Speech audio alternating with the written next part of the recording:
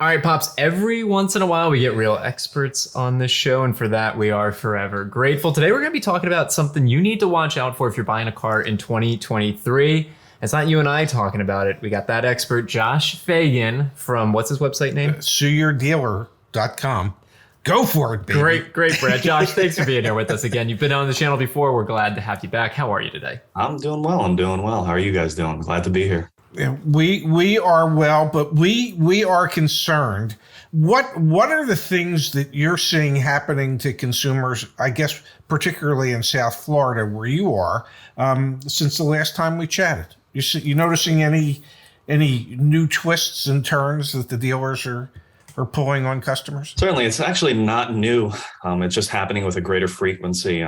It's something called a yo-yo transaction or a spot delivery deal. And effectively what it is a consumer goes into a dealership, they apply for credit, they want to buy a vehicle. The dealership essentially extends credit to the consumer on a contingency that they're going to be able to assign it to a third-party lender. And the contract says that the dealership has 10 days, 15 days, 30 days, 60 days to shop it around to find a third party to assign that deal to.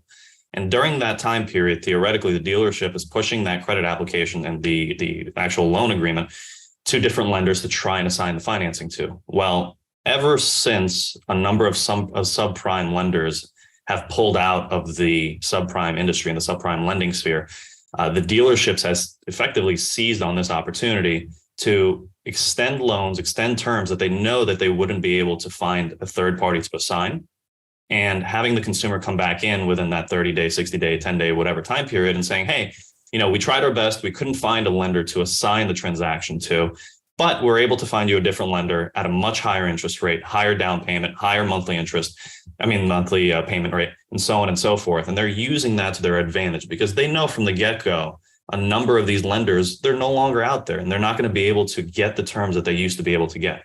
So that happens with quite a bit of more frequency these days with the larger franchise dealerships. Now, what I'm seeing a lot more with the smaller dealerships, what I like to call the mom and pops, is the exact same thing, but they're not in it to actually assign the loan to a third party lender. What they're in it for is to effectively steal the person's down payment. And these are people with exceptionally bad credit, challenged credit, lack of financial stipulation that they'll be able to meet, so on and so forth. And what the dealership's doing is, in order to make up for that risk, they'll have the consumer make a higher down payment, basically saying, hey, the lender's requiring you, instead of paying $5,000, you have to pay $10,000. Mm-hmm. By the way, sign this non-refundable down payment receipt, and we're going to do our best here. Or they just flat out tell the consumer, hey, you're going home with the vehicle. Congratulations, enjoy your ride. And then they call them back in, let's say, 10, 15, 20, 30 days, 60 days sometimes, after the person's gotten emotionally attached to the vehicle. The neighbors have seen the consumer with the vehicle in their yard, so on and so forth, and say, hey, we couldn't get you anybody to basically take on this loan for you. Come back in, you have to give us the car. Well, what do you mean? I thought it's my car. No, unfortunately not. And we're going to repossess it if you don't bring it in. By the way, that $10,000 down payment, it's ours now. Have a nice day. So ever since all these lenders started pulling out, I've been receiving way too many calls about this. It's always been something that I've been dealing with, but more prevalent than ever at this point. Forgetting the mom and pops for a second, the larger dealers that are doing this, what is the customer's obligation if the dealer can't get the loan approved based on the rate and term that was signed for at the time of delivery? Essentially, it's controlled by the contract itself. There are a number of different variations. One is you'll forfeit the down payment, deposit, whatever you want to call it, in total, if you don't bring the vehicle back and if you don't sign another deal. There are other variations where they'll charge X amount of dollars per mileage within 48 hours if they don't return the vehicle. Or there's a flat fee of $50 to $100 a day until we get possession of the vehicle. Some of the contracts even say that any cost of repossession, retaking of the vehicle, reconditioning, so on and so forth, will be deducted from your down payment in the event that you don't bring back the vehicle. I've had one consumer call me saying that they had the cops called on them. A formal police report was filed that they stole the vehicle. Obviously, the cops didn't, good on them that they didn't go through with it, because it would have been another ball of wax to deal with. But they called the consumer and told them, hey, we're being told to essentially, prepared this report on you. You should bring the vehicle in before things get worse. Well, here's my question. If the consumer goes back in after the dealer calls them and says, gee, we've been unable to obtain the financing at the rates that we thought we could. And I've seen spot deliveries go bad in my career. And that's what it's called, is spot delivery. Spot delivery is where you allow the customer to take the vehicle before you actually have a formal approval from a lending on the spot. Yes. So if the customer receives that call and they bring the car back, or they go back to the dealership to discuss new terms, is the customer obligated to sign a new contract, or can they just say, well, since you can't get it done at the terms we agreed to, here's the vehicle, I want my money back? 100%. There's absolutely no obligation that they go through with a second contract. Parties are allowed to do whatever they want when it comes to contractual agreements. There's nobody holding a theoretical or proverbial gun to the consumer's head. They can get up, walk away from the deal, take their money back, and effectively also take their trade-in if they delivered a trade-in. A lot of times, though, as I'm sure you're aware, they'll say, hey, we sold the trade-in. We sold the trade. All of a sudden, things have changed because now they think that they don't have a mode of transportation. Well, whenever I get that type of situation across my desk, the state of Florida and a lot of other states have a title check website. Essentially, you can plug in the vehicle's VIN number into that title check website, and you can see whether or not there's a lien on that VIN. And if the lien still is on the vehicle from the prior lien holder, meaning whoever the lender was on the trade-in, on the vehicle that was being traded in, as long as that lien is still there, I know, at least as of that moment when I'm checking the website, that the lien hasn't been satisfied, the loan hasn't been satisfied, and the dealership hasn't acquired ownership of the vehicle. Now, more importantly, at least as it relates to Florida law, a dealership is obligated to complete a payoff on a trade-in within 10 days of acquiring ownership. Ownership means that all the financing contingencies have been met, and they can't do anything with that vehicle. Also, under Florida law, they're not able to sell off that vehicle until the loan actually, and the transaction actually has been consummated in full. So there's a number of ways that the consumer can look at this, but effectively, again, going back to your question, there's absolutely no obligation that they sign a new loan. Honestly, the worst case I ever saw was when I was at an Acura dealership, and the people had the vehicle for 30 days, and we couldn't get an approval. And we happened to have our Acura finance rep there as the people were getting ready to unwind the deal. And I said, get your buyer to buy it now, or you can see what's about to happen. And he got on the phone, so it took us 30 days to get Honda Finance to go, okay, we'll finance it.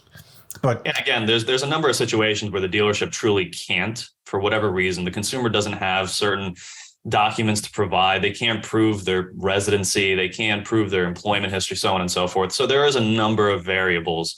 But what I am personally seeing a lot of is, I know for a fact that a consumer with challenged credit, with certain issues with their employment history, there's no way in any realm of possibility that they're going to get a 2.9 interest rate with a minimal down payment, with minimal monthly payments on a vehicle that they cannot simply afford. And it just screams to me. You don't need to be an expert to see this. It just screams of fraud to me. Now, there are other instances where, it's right on the borderline, like before with Westlake and Santander and TD and so on and so forth and Ally, where, it could possibly be, maybe right along that edge of where they might get approved, might not get approved. But that's where the experts come in. Former finance and insurance managers, they know, after being in the game for so long, after being with the same bank, the same dealership, the same over and over and over, they know exactly what finance companies will accept and what they won't accept. So there are a few experts out there that can reasonably opine whether or not it's a yo-yo transaction from the outset. How much of this actually falls on the customer? And what I mean by that is, part of the issue has always been the customer gets taken advantage of because, the customer just doesn't have the knowledge to really understand the transaction. But at what point does it become the customer's responsibility to protect their own interests? Well, at the end of the day, they got to read the contracts. I understand that when they're in the heat of the moment, where they're being rushed through all the paperwork, things get lost in the fog. But almost every single yo-yo transaction that I've reviewed, there's a very clear seller's right to rescind clause, either on the second to last page or on the very first page of the transaction of the financing agreement itself. And it states in black and white, we are taking 30 days, 40 days, 60 days to try to find somebody to assign this to. At the end of the day, it's really on the consumer to realize what they're getting themselves into. But, going back to, chicken before the egg kind of thing here, at the end of the day, the dealerships have a duty, at least in my opinion, have a duty not only to look out for their interest, but act as decent, reasonable entities in the business and not take this as an opportunity to get one over on the consumer. At the end of the day, they're leading consumers to believe that these vehicles are theirs. The financing has been completely executed. Everything's been assigned. You're going to make your first payment on whatever the date is in your financing agreement without ever giving any sort of indication that financing hasn't been consummated. I think that needs to change. I think dealerships need to be more upfront about it. I think it'll be even better off for them in the long run, because when that 30, 40, 60 days comes up and they go, hey, you need to bring the vehicle back, they're not going to have to explain to the consumer, hey, you signed this clause. We didn't have the opportunity, the ability to assign the lending to a third party. You have to bring it back. Well, if you tell the consumer that from the get-go, they know what to expect going into it. And then 30, 40 days comes up. It's not going to be a surprise. You're not going to have to hire a recovery crew to find the vehicle, so on and so forth. I find it interesting because we've been covering the story all this year. More and more banks are pulling out of indirect lending. We're also seeing tightening of requirements and the willingness to lend for auto loans. So these two things, there's a reason, like you said at the outset, Josh, why this is one of the big things for consumers to watch out for right now, because you're seeing more and more of these cases come across your desk. And it makes sense because you just look at how these banks are operating. You look at how the dealerships are operating. They still want to sell cars. And that's when it can become fraudulent, is, kind of pushing a little too far and a little too hard to get a deal done when it's never going to get done. Does the judicial system look at this, if it makes its way to court, and come to the conclusion that the auto dealer is the professional in this matter, not the consumer, and that as the professional, the auto dealer should know whether or not that loan would ever be able to be approved at the terms that it was agreed to at the time of the transaction? Not often enough, in my opinion.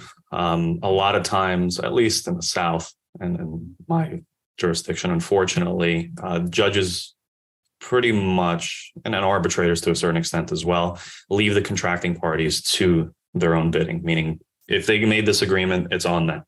But at the end of the day, though, that's where my experts come in. When you have a finance manager testify, or a former finance manager testify saying, hey, I've done 100+ transactions with this particular lender, there is no way whatsoever that this person would have ever qualified. That really starts to tip the scales in favor of the consumer. And that's why they're so crucial in these type of situations. Yeah. Oh, go for it. I was going to say, I'm just thinking it's probably hard to get those former F&I people, finance managers. Yeah, it's definitely not easy. And then once you do find one, you hold on to them. Yeah. Hey, well, Josh, if it's okay with you, we're going to hold on to you. We love getting maybe monthly, quarterly updates from you of what you're seeing in the industry. Again, Josh's website, sueyourdealer.com. Hopefully you don't need his services, but if you do, he's a consumer protection attorney down in the state of Florida. The place where we need more folks like Josh. Yes. Unfortunately, sunny place for shady people, that's for sure. Yeah, I love that line. Thanks for being here with us, Josh. We really appreciate it. We'll see you again sometime soon. Thanks for having me, guys. Thanks, Josh.